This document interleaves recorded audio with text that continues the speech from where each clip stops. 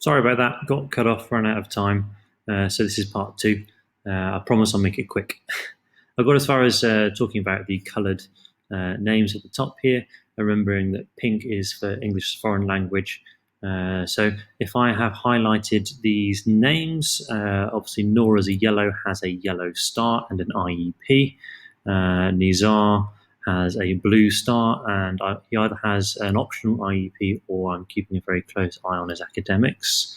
Noor here has a pink box for her name, which says that she has English as a foreign language support. Obviously, 90% of our children, minimum, are EAL. So that doesn't correspond to anyone who doesn't have English as a first language. It corresponds to any child who goes out specifically for English support with a support teacher. All right.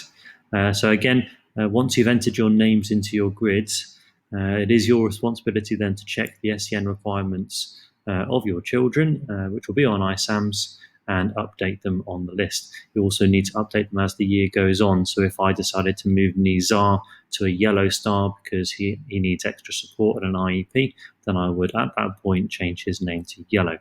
And that will then be reflected in the snapshots that I take throughout the year of all of the grids to show progression, to say that he started off on a blue star and then moved to a yellow star at some point during one of the half terms.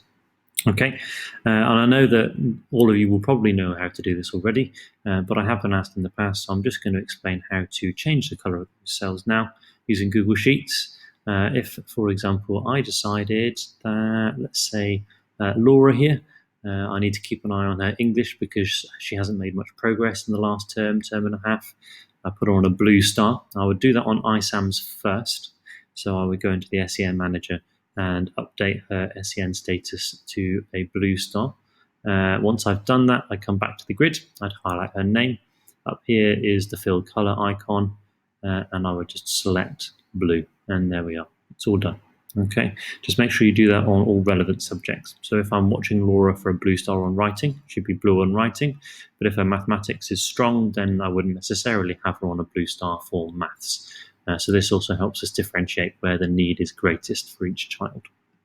Okay, yeah, and I think that's pretty much everything. Once again, if you have any questions raised by this video or any of the others or any concerns, come and chat to me.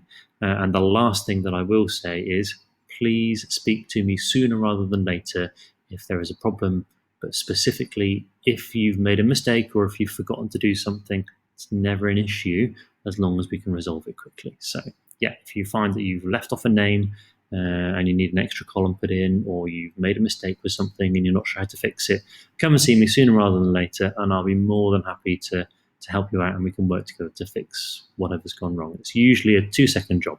All right. Yeah, well, that's everything, and appreciate you putting the time in and watching these very dull, boring videos. Yeah, it's very good of you. Thank you very much.